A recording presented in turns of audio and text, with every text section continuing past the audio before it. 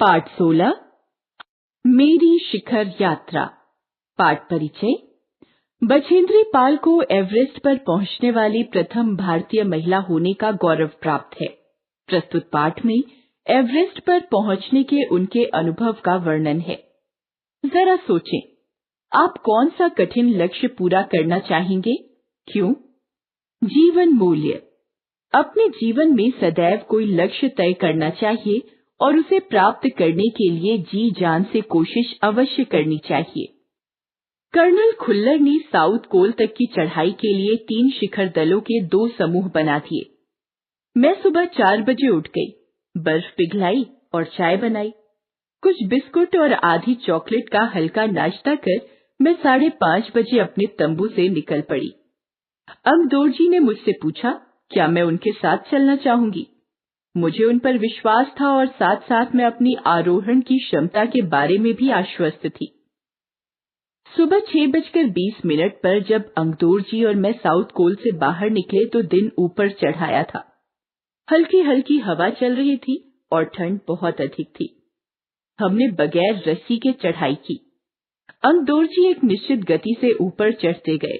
मुझे भी उनके साथ चलने में कोई कठिनाई नहीं हुई।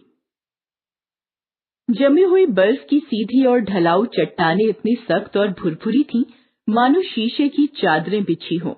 हमें बर्फ के लिए फावड़े का इस्तेमाल करना पड़ा। 2 घंटे से कम समय में ही हम शिखर कैंप पर पहुंच गए। अमदोरजी ने पीछे मुड़कर पूछा, क्या तुम थक गई हो? मैंने जवाब दिया, नहीं। यह सुनकर वे बहुत अधिक आश्चर्यचकित और आनंदित हुए। फिर थोड़ी चाय पीने के बाद हमने पुनः चढ़ाई शुरू की।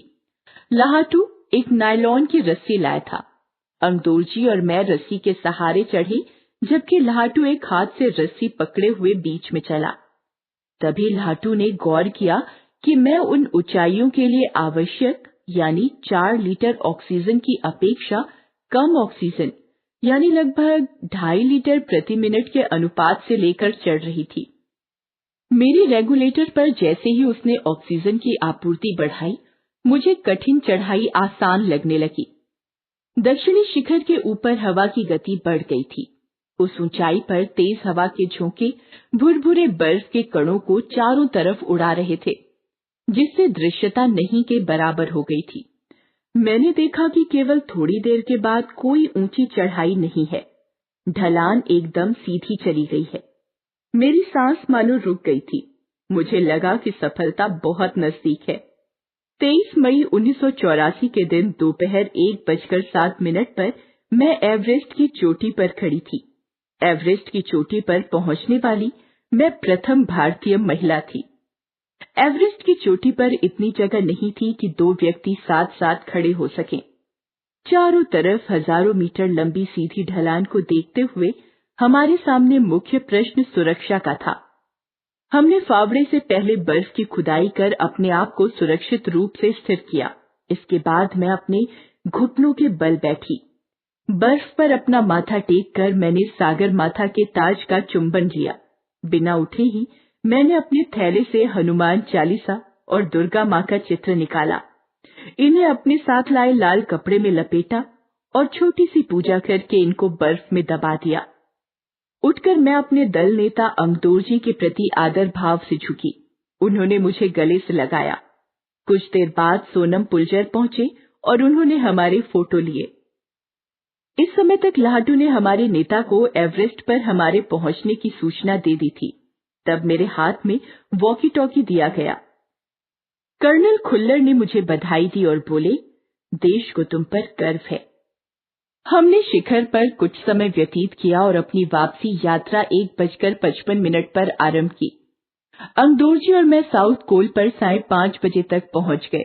साउथ कोल से शिखर तक और वापस साउथ कोल तक की यात्रा यानी चोटी पर रुकने सहित 10 घंटे 40 मिनट में पूरी करने पर सबने हमें बधाई दी। मैं जब अपने तंबू में लौट रही थी, मैंने मेजर कुमार को कर्नल खुल्लर से वायरलेस पर बात करते हुए सुना।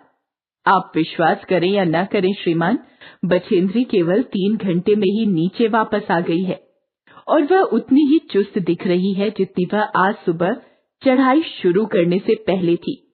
मुझे पर्वतारोहण में श्रेष्ठता के लिए भारतीय पर्वतारोहण संघ का प्रतिष्ठित स्वर्ण पदक तथा अन्य अनेक सम्मान और पुरस्कार प्रदान किए गए। पद्मश्री और प्रतिष्ठित अर्जुन पुरस्कार की घोषणा की गई। सबके आकर्षण और सम्मान का केंद्र होना मुझे बहुत अच्छा लगा। बछेंद्री पाल द्वारा लिखित एवरेस्ट मेरी शिखर यात्रा पर आधारित। आओ ये भी जानें। 29 मई 1953 को एडमंड हिलेरी और तेनजिंग नार्गे ने सर्वप्रथम एवरेस्ट पर विजय प्राप्त की थी। एवरेस्ट का आरोहण करते समय कई पर्वतारोहियों को अपनी जान से हाथ धोना पड़ा।